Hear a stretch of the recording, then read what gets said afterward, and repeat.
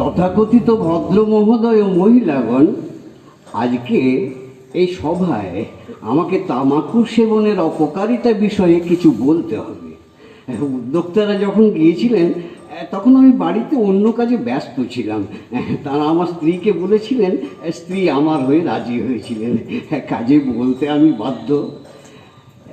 আপনারা জানেন আমি প্রফেশন নই, তেমন লাগসই কোনো ডিগ্রি নেই, কিন্তু গত 30 বছর ধরে আমি এক নাগাড়ি সর্বদাই নানা অনুষ্ঠানে বৈজ্ঞানিক বিষয়ের ওপর বক্তৃতা দিয়ে থাকি। মানে ঠিক সবসময় বৈজ্ঞানিক বিষয় নয়, যাকে বলা যায় প্রায় বৈজ্ঞানিক বিষয়। যেমন ধরুন, গত সপ্তাহে ছাড় পোকার অপকারিতা বিষয়ে একটি লম্বা রচনা ফেলেছিলাম। তা আমার কন্যাগুলি তো সেটি নিয়ে লাফালাফি, কিন্তু ছাড় পোকা মারতে তো প্রবন্ধ লাগে না, ফুটন্ত জল লাগে। নইলে আমার বাড়িতেই ধরুন ঠিক ঠিক করছে ছাড় পোকা, ওই হারমোনিয়ামটাতে পর্যন্ত। যা বলছিলাম, আমার দিকে তাকিয়ে দেখুন, এই কাঁচা পাকা চুল, অপুষ্টিতে জীর্ণ এই প্রৌঢ় শরীর, এই সবই তামাকু সেবনের ফল। প্রথমে আমি তামাকের বিষক্রিয়া সম্পর্কে আমার প্রথম পরীক্ষার কথা বলবো। একটা নস্যি কৌটো খুলুন, এবার একটি মাছি ধরুন, এবার মাছিটিকে ওই কৌটোয় ঢোকান, এবার কৌটোটি বন্ধ করুন। কয়েকদিন পরে কৌটোটি খুলুন, লক্ষ্য করুন মাছিটি মরে গেছে, কারণ নস্য এক রকমের তামাক, ওই তামাকের প্রভাবে মাছিটি হার্ট ফেল করে মারা গেল। এই হলো সংসারের নিয়ম। তামাক এক রকমের সবুজ গাছ। আমি কথা বলতে শুরু করলে আমার গা ভীষণ ঘামে, মুখ ফ্যাকাশে হয়ে যায়। আমার হার্টের গোলমাল আছে। এই গোলমালটা আমার শুরু হয় যেবার আমি নস্যির কৌটোয় সংসারে প্রবেশ করি। যাই হোক, আমাদের হাতে সময় এতই কম এবং বলবার কথা এতই বেশি যে অবান্তর বিষয়ে কথা না বলাই ভালো। বিশেষত এ কথা বলা তো নিতান্তই বাহুল্য হবে যে আমার স্ত্রী একটি মেয়েদের হস্টেল চালান এবং শনি ও রবিবার গানের স্কুল বসান। মানে ঠিক গানের স্কুল নয়, যাকে বলা যায় প্রায় গানের স্কুল। যে কথা হচ্ছিল, আমি স্ত্রীর হস্টেলের জন্য কয়লা কিনি, বাজার করি, বিছানা ঝাড়ি, আটা মাখি, ম্যাথরকে জল দিই, বিকেলবেলা স্ত্রীর কুকুরটিকে বেড়াতে নিয়ে যাই, রাত্রিরে রুটির টুকরো দিয়ে ইঁদুরের কল পাতি, আর সপ্তাহে একদিন করে এক এক রুমের খাট সোজা করে গরম জল ঢেলে ঢেলে ছাড় পোকা মারি। একটা ঘটনা বলি। কাল রাতে অর্ডার হলো 7 জন মেয়ে রুটি খাবে, সেই হিসেবে আটা মাখলুম। তা 3 জন মেয়ে শেষে বলে রুটি খাবো না, ভাত খাবো। সকালে গোটা 15 বাসি রুটি রয়ে গেল। তা প্রথমে আমার স্ত্রী বলে, ওগুলো ঘি দিয়ে গরম করে দাও, মেয়েদের টিফিন হবে। শুনেই মেয়েরা বললে বাসি রুটি খাবো না। আর যায় কোথায়, স্ত্রীর প্রেস্টিজে লাগলো। তা কার ওপর গায়ে ঝাল ছাড়ে, আমাকে বলে, এই এত আটা বের করেছিল কে, তুমি? ঢ্যাঁড়স না, আজ দুপুরে তুমি এই খাবে। সেই রুটি খেয়ে অম্বল অবস্থায় আমি এই বক্তৃতা দিতে এসেছি। আমার স্ত্রী রেগে গেলে আমাকে বলে ঢ্যাঁড়স, নয়তো হত্যুকি, নয়তো পেন্টুল। আসলে আমার বিরাট ঘেরওয়ালা একটা পুরনো পেন্টুল আছে। যেদিন দুটো ধুতি একসঙ্গে কেচে দিই, সেদিন দুপুরে ওই পেন্টুলটা পরেই ভাতটা খাই, ঘুমোই। তা চাকর বাকরেরা নিজেদের মধ্যে লুকিয়ে লুকিয়ে আমার দিকে আঙুল দেখায় আর ফুসফুস করে বলে, পেন্টুল বাবু, পেন্টুল বাবু। আমার স্ত্রীর মেজাজ সব সময় গরম, আর আমার পেটে সব সময় খিদে। যে কথা হচ্ছিল, প্রতি শনি ও রবিবার স্ত্রীর গানের স্কুল বসে, সেখানে আমি আবার তবলা বাজাই। পাজামায় আর পাঞ্জাবি পরে যখন গুরু আর পিঠ নাচিয়ে তবলা চাটাই, তখন কার সাধ্যি ধরে যে আমি আবার একটু পরে গিয়ে আটা মাখবো। যে কথা হচ্ছিল, আমাদের বাড়ি মানে মেয়েদের হস্টেল এবং নাচ ও গানের স্কুলের ঠিকানা হলো 7 নম্বর কুত্তাগলি। ওই বাংলা 7-এর মতনই প্যাঁচওয়ালা গলি, যেন কুত্তার লেজ। সেই জন্যেই আমি এমন ঘোরতর প্যাঁচে পড়েছি কিনা কে জানে। আমার মেয়েরা সব জন্মেছে 7 তারিখে। আমাদের বাড়ির দরজা জানালা মিলিয়ে মোট 7টা। আমার মেয়েও মোট 7। আগে না, ভুল বলেছি, 7 হবে কি করে, 6টা। না না, দাঁড়ান দাঁড়ান, হিসেব করে বলি। এক, দু, না, হ্যাঁ, সাত, সাতটাই আগে। হ্যাঁ, আমার 7 মেয়ে। বড়টির বয়স 27, ছোটটির বয়স 17।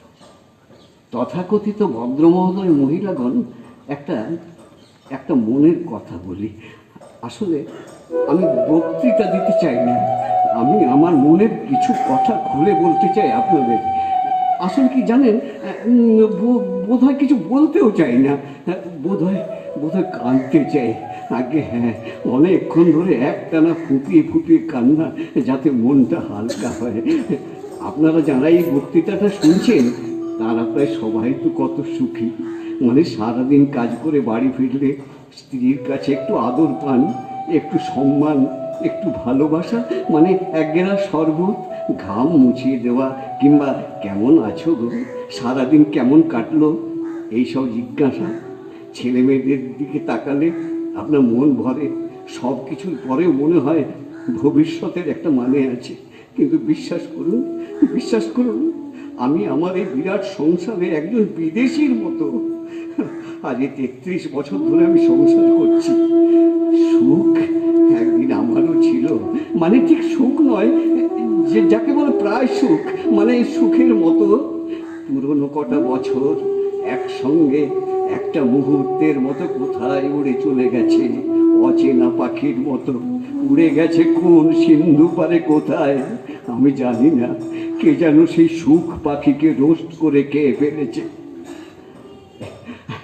আপনাদের বলেছি কি যে আমার স্ত্রী এই সভায় উপস্থিত আছেন?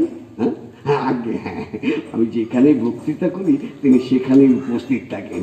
উদ্যোক্তারা জানেন তিনি আমার সমস্ত কাজের এবং বক্তৃতার উৎসাহ ও প্রেরণা, মানে অ্যাসিড, ছারপোকা, তামাক, সব কিছুরই।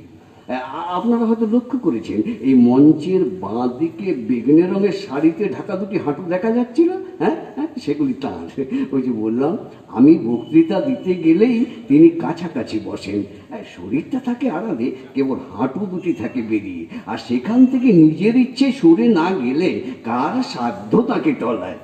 আমি বক্তৃতা শুরু করার সময়ই আর চোখে একবার দেখে নিয়েছি সেই ভয়াবহ হাঁটু দুটি অদৃশ্য হয়েছে। এর মানে তিনি বোধহয় কোনো কারণে সরে গেছেন এখান থেকে, অর্থাৎ এই কিছুক্ষণ আমি স্বাধীন এবং প্রকৃত অর্থে যাকে বলা যায় গণতান্ত্রিক। আমার আমার বড় ভয় লাগে জানেন। আমার স্ত্রী আমার দিকে তাকালে আমি কেমন যেন ভেতর থেকে কুকড়ে যাই। আমাদের মেয়েদের জানেন কোনোদিন বিয়ে হবে না। কে বিয়ে করবে ওদের? টাকা টাকা তো আমার নেই।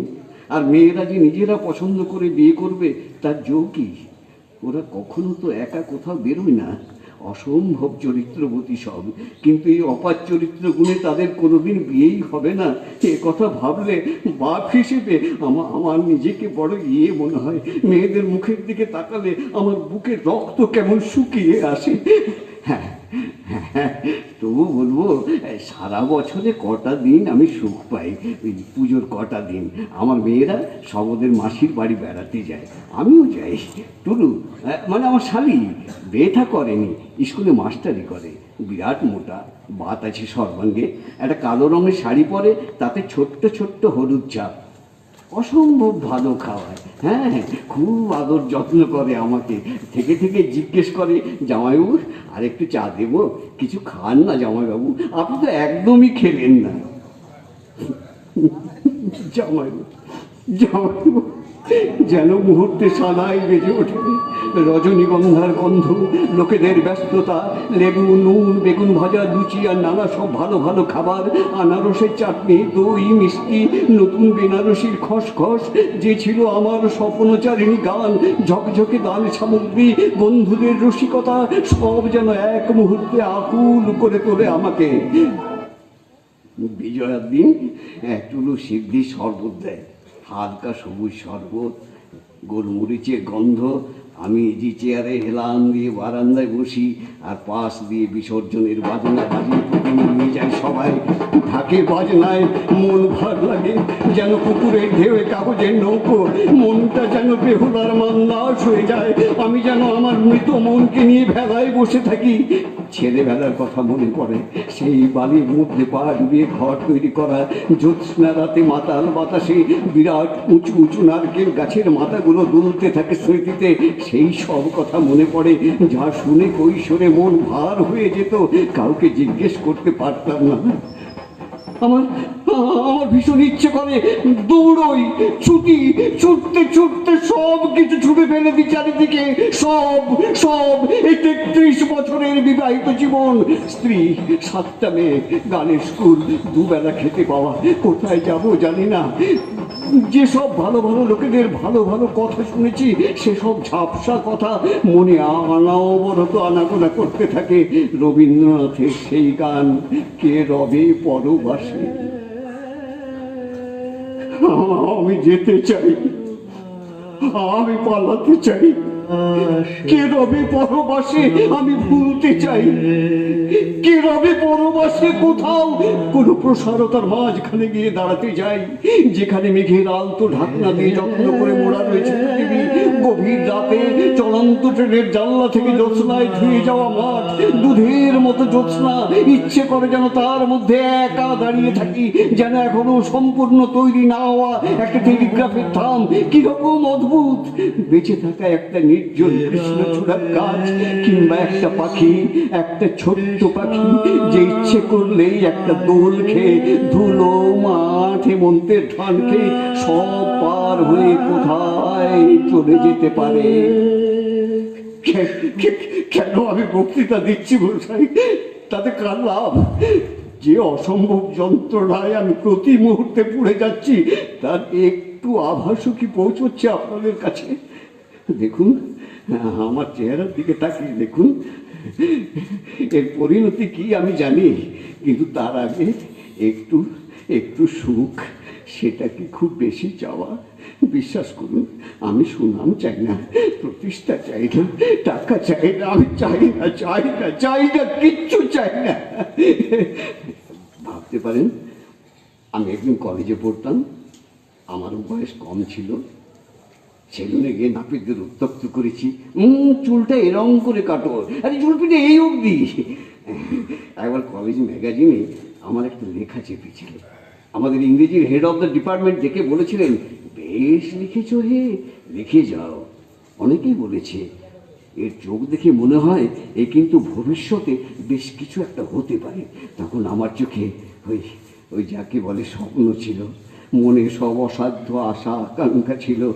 মেয়েরা আমাকে দেখলে বলতো, মঞ্চের বাঁ দিকে দুটি বেগনে হাঁটু ঠেলাঠেলি করতে দেখা যাচ্ছে, অর্থাৎ আমার স্ত্রী আবার এসে তার চেয়ারটিতে বসলেন, আমার বক্তৃতা শুনবেন। যে কথা হচ্ছিল, উনি জিজ্ঞেস করলে, আপনারা দয়া করে বলবেন যে আমি আপনাদের সামনে তামাকু সেবনের অপকারিতা বিষয়ক বক্তৃতা যথাযোগ্যভাবে দিয়েছি, এবং তাতে উনি কেমন এক দৃষ্টি তাকিয়ে আছেন আমার দিকে। তথাকথিত ভদ্র মহোদয় মহিলাগণ, বিবাহ তামাকু হলো গিয়ে মারাত্মক বিষ সম্পন্ন এক রকমের সবুজ গাছ। সবুজ রং দেখে ভুলবেন না আপনারা। আমি ভুক্তভোগী হিসেবে আপনাদের স্পষ্ট ভাষায় জানাচ্ছি যে এর প্রভাবে আপনাদের বুক, গলা, ফেরিংস, লেরিংস, এক কথায় সমগ্র জীবন বিষযুক্ত বিকল এবং পরিশেষে বিনষ্ট হয়ে যেতে পারে। তাই কদাচ তামাকু সেবন করবেন না।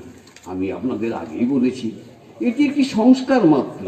একটু চেষ্টা করলে, বোধ একটু সজাগ রাখলে আমার সব কথা বুঝতে পারবেন। অধিক বলা বাহুল্য মাত্র। নমস্কার।